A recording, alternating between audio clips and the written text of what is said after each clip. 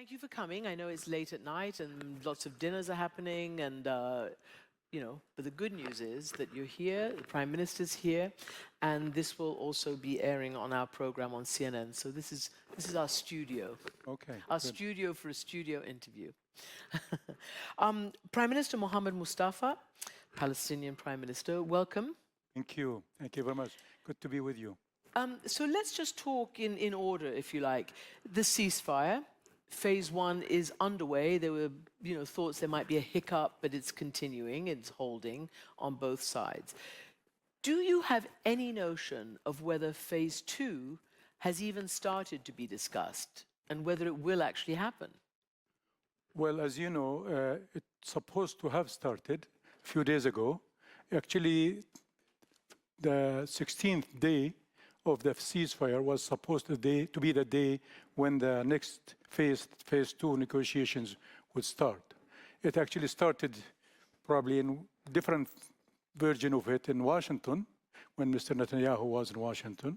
And then I think there was some meetings in Qatar and other places. I think it's not fully developed, if you like. So I think probably some discussions are going on how things to proceed on phase two. But then also, I guess the focus now is on getting phase one going as well. So let's hope that tomorrow will be a good day and that things will go forward and more prisoners will be released. And hopefully this will prepare the ground for phase two. I'm just going to ask, somebody, can you move and sit over here? Because these two behind the Prime Minister's shot are empty. Can I just see the Prime Minister's shot, please? No, the tight? Yeah, yes, that's better, much better. Okay, yes, a few more over here, please. Thank you. So just in general, are you as the Palestinian Authority satisfied with the way the ceasefire is going? I mean, it's obviously not easy for anybody. Well, absolutely. I mean, of course, the fact that there is no more killing, no more destruction, some more humanitarian assistance is coming in, that's all good news. But obviously this is a small piece of the puzzle, as you know. I mean, first of all, even at the humanitarian level, the most immediate problem for our people in Gaza today is to get some kind of temporary shelter, because more than 330,000 people lost their homes in the war. Rebuilding these 330,000 homes again is a big challenge. It's going to take time. But we need to bring in some tents, some prefab homes, caravans, whatever, so that we can have a temporary shelter for them. Until now, Israel did not allow for this. So we hope that they will honor the agreement and allow this temporary shelter to come in as soon as possible. It's winter, as you know, and these people have been displaced many, many times, and I hope they will be able to go to some sort of homes temporarily. But then obviously we want to hopefully work with the international community and our friends and partners to rebuild their homes as well. So you obviously bring me to the controversial point of, yes, the humanitarian catastrophe, the demolition zone that is Gaza, and what President Trump said during the White House meeting with Prime Minister Netanyahu, that, and he's doubled down. He hasn't changed what he meant, that we will take Gaza, we'll own it, we'll love it, we'll rebuild it, it will be, the Riviera of the Middle East. Since we haven't had the opportunity to talk to you and the recognized Palestinian Authority, yes, what is your view on that? No, our view is very simple. Our people are determined to stay in their homes. Our people want to be part of rebuilding their homes. Nobody wants to leave his home or her home. So we're determined to continue to do our best to rebuild Gaza as soon as possible. Obviously, it's a huge task. We need a lot of help to rebuild Gaza, but it's a must. And engaging our people in rebuilding is also very important, very necessary. Gaza did not lose homes, period. We lost also a lot of loved ones, our families, friends, etc. So we have a big job to do in rebuilding Gaza, building the infrastructure, building the economy, but also rebuilding the communities that we have lost in the war. But I'm sure that we will work, and we have the plans to rebuild Gaza. It's going to take some time, but not as long as some people exaggerate. We think that in 3 years' time, we'll be able to bring Gaza back to a situation where it's livable and most people will have at least temporary shelter, if not a permanent shelter. That's very optimistic, because we've heard UN and others say it could take 15 years just to clear the rubble and rebuild. Well, no, I'm definitely much more hopeful than the UN. So the whole issue of the Palestinians who live in Gaza, as you know, they have also been talked about by President Trump, and he's essentially said that, you know, they should leave, and no, they wouldn't necessarily have the right to come back. Yeah. He said that. He said that Jordan and Egypt should take them. Again, what is your view on that? And do you believe, have you assurances that Egypt and Jordan would not do that? Well, the leadership in Jordan and in Egypt, and also our leadership, President Abbas, myself, the government, everyone said clearly that we want Palestinians to stay in their homes, in their country. Even under these difficult conditions, we're determined to rebuild our country and engaging our people in the rebuilding process. Therefore, there is no reason for us to focus on this. I think we need to move on and focus on getting the job done. And I think we can get the job done. We have the plans to do it. We have been working very hard with the World Bank, United Nations, and the European Union in preparing detailed plans to start implementation of this process. As a matter of fact, 3 days ago, we started Project One, if you like, which is an $80 million project to start fixing some housing units that were damaged under the war and removing some of the rubble from some of the roads in Gaza. So the job has started. Obviously, a lot to do, but we believe that that in few years we'll be able to get the job done. Mr. Netanyahu said during his US visit that Palestinians who leave Gaza during the rebuilding can come back if they choose to do so. He actually said the actual idea of allowing first Gazans who want to leave, I mean, what's wrong with that? They can leave, then they can come back. Do you believe him? Well, unfortunately, our experience with leaving is a very bad one. Our families left in 1948, that's 77 years ago, and they are still to go back. So we have very bad experience of leaving.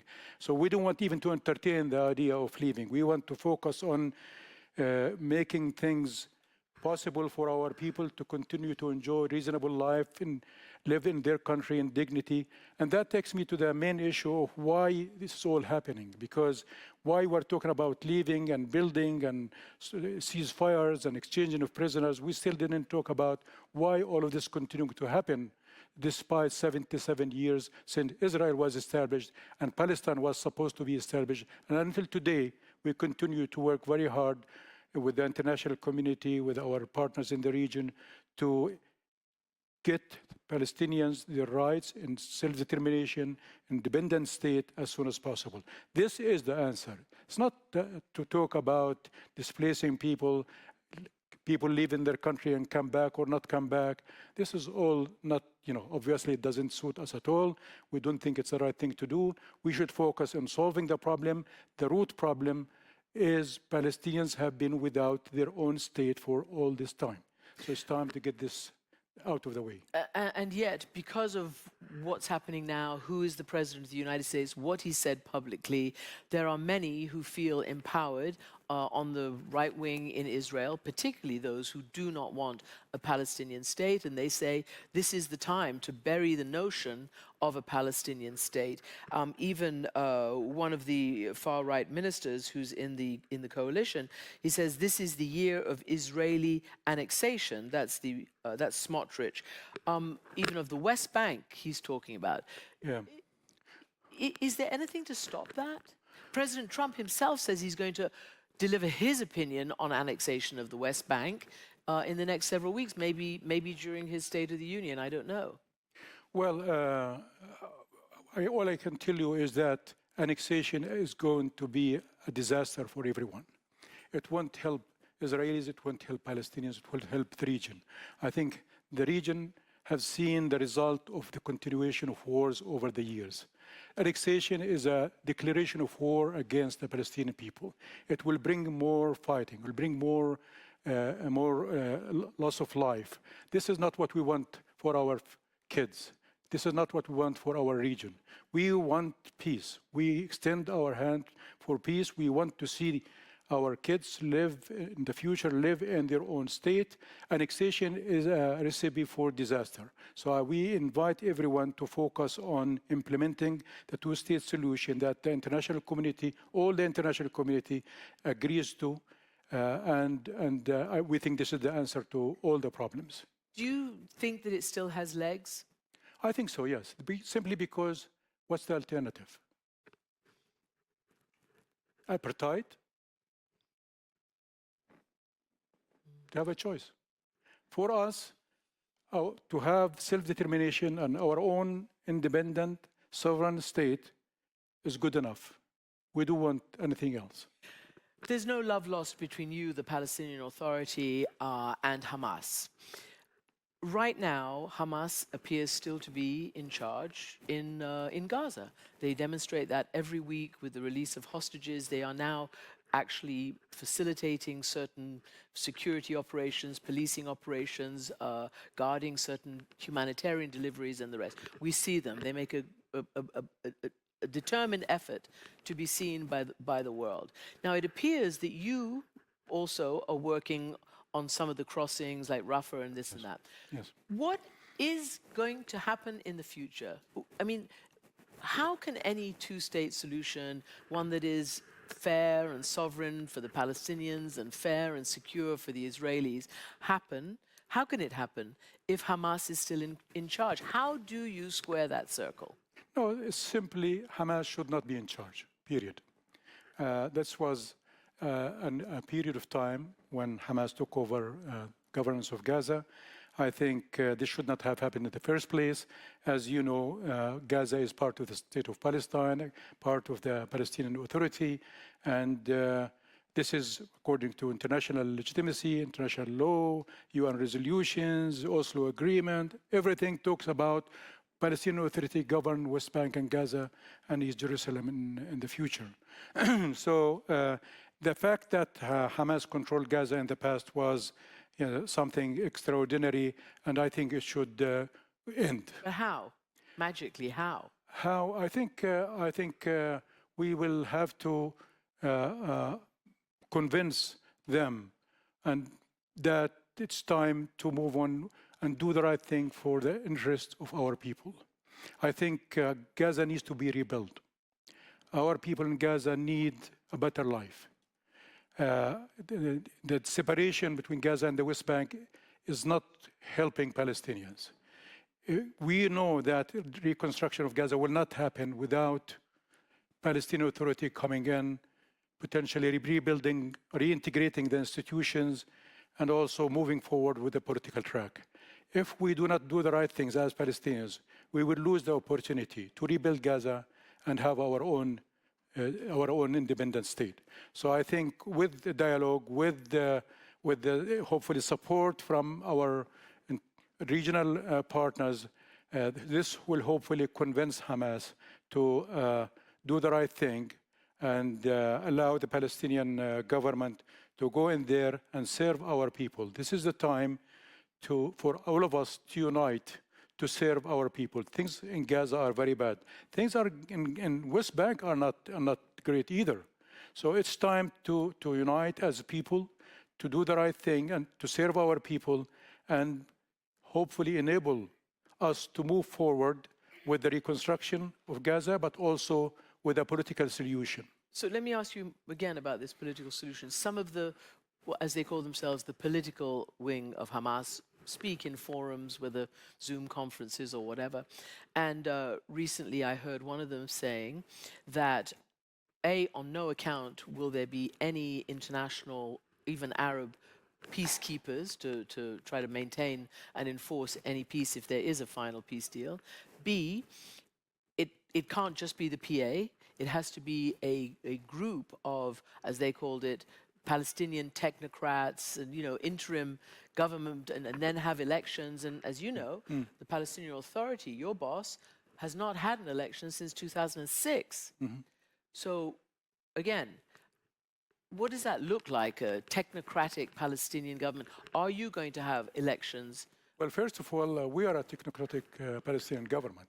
I'm a technocrat. I'm not part of any political party. So is every minister in my cabinet. So we are technocrats, and the good news is that the political parties in the West Bank have accepted to give us the opportunity to govern, to manage, to administer things, and we expect the same from our brothers in Gaza as well. So I think the time will come when all the parties will have to find out, will have to agree that this is the best way forward. Are there any feelers? I mean, are you talking to anybody in the Hamas? Because are you actually prepared to take control of Gaza? You, the We are Palestinian prepared, Authority. absolutely we are prepared. And we obviously, you probably know that our government has offices, like ministries, agencies, all agencies, most of the agencies in Gaza belong to the Palestinian Authority government, in health, education, in water, energy, you name it. Hamas practically controlled it in terms of security, but I think this could change very quickly. I think it's time to move on with this. It's really going to be critical for all of us Palestinians to move on to a different phase. I read that your president has issued a decree just this past week Yes. on a very key issue that has been condemned by the United States and Israel for the last many years, and that is the issue of payments to the families of Palestinians who've either been jailed or killed by Israel, even Palestinians who've been accused, maybe even convicted, of violent crimes. You used to do that to the tune of hundreds of millions of dollars over many, many years. Now, it appears that this may end, or you may rein that in according to your own president's recent decree. Is that true? And is it in order to show good faith, to maybe show President Trump that, because he cut off aid because of this to you all back in his first term? Yes. I think what happened with this, in this respect is that some people wanted to misinterpret what was done in the past and said that this is in a way to reward terrorism, which is not really the case. This has always been a way to protect the families of people who are in prisons or people who were killed. And this kind of social security system exists in every country, including the United States and in Israel itself, for that matter. So this is the real intention of the system. Now, some people decided all of a sudden, by the way, to interpret it this way, and this is a way to reward terrorism.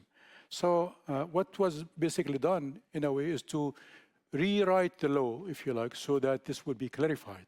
So protection for families that need assistance will continue to be provided. But this should not be done in a way that will be misunderstood and used by some parties to be used against us. That's the difference. So how will you do it then? Social-based, needs-based social protection. Not just automatic payments to the jailed and to the killed, families of. I think one of the comments that they have made in the past has to do with the number of years spent in jail. Now, this will not be the criteria. The criteria is going to be needs, family needs. And can you confirm that that is as much about self-interest as anything else? You want your funds restored by the United States, who cut them off. Israel regularly holds back your taxes, again, Absolutely. hundreds of millions of dollars. More than hundreds of millions. So, currently, the number is about $2 billion. $2 billion? Absolutely. Over how many years? Well, over the last 10 years or so. So it's serious money for us, where we need it badly. So hopefully this will enable us to unlock this money, which we badly need. Again, the Palestinian Authority is the legitimate, recognized authority that has been in negotiations with Israel. It's recognized by the United States, by everybody. And yet, President Trump has not said publicly yet whether he supports and will support the Palestinian Authority. Again, last time he closed down various political offices, he cut off funding. Do you have any indication that you too, or your president, will get a visit or something? No, we have a cordial relationship with the Trump administration. The president and our president and President Trump talked over the phone and exchanged greetings because, you know, congratulations, greetings, and other communications. Marco Rubio was supposed to come in Ramallah. Unfortunately, we're not in town, so we couldn't meet with him. But the doors are opened, and I think we will have a positive dialogue with them in the future. So in general, as you look forward, I mean, obviously this security conference is completely overtaken by Russia and Ukraine and the war and how to deal with that. Not a huge amount going on, even though there is this, you know, long-term unsettled situation. Where do you really think this is headed? Because Israel does feel like it's in the ascendant right now. You yourself and others have told us about the the crisis in the West Bank. You hear what Israeli government officials, the very powerful ones, who believe history and time is on their side now and don't want anything to do with a solution as you envision it. Where do you think it's headed? I think it might come sooner rather than later. I think everybody is tired of wars. The result of war is obvious to all of us. Gaza is just a case study for all of us to watch and learn from. We lost a lot. Israelis lost quite a bit. The region is being destabilized. The whole world is also very unhappy about what's going on. So I don't think what's going on is something pleasant to anybody wants to see being repeated. So I think there is every incentive for all of us to do something about this. And maybe as bad as things might seem to be, I think there could be some opportunities as well. If leaders in the region and also the world can do the right thing and rebuild these pieces, rebuild these building blocks, and do something good with it, can save the whole region and put it on a better track. So I'm still hopeful this could happen. It's a matter of commitment and leadership. I mean, this might sound an off-the-wall question, but do you think that there's any time that you and the current Israeli Prime Minister, you are the Prime Minister, yes, would you meet, do you think? Was there any opportunity or occasion for the Palestinian and Israeli Prime Ministers to meet? Well, the problem is not meeting. I mean, people can always meet. We used to meet a lot, as you know. Yes, I know, but you haven't read that. But I'm asking, can you get back to that? Yeah, the problem is what to talk about.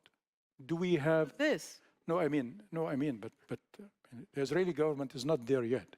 We have been saying for many years now that let's re-engage, let's resume the peace process, let's talk about the two-state solution and its implementation. Let's implement what was agreed in Oslo. The Israeli government, at least the current one, doesn't seem to be interested. I hope this will change, but we remain to be committed to peace in the region. And we want to engage when we believe that the Israeli government is ready for that. Prime Minister Mohammad Mustafa, thank you very much. Thank you. Thank you. Thank you very much.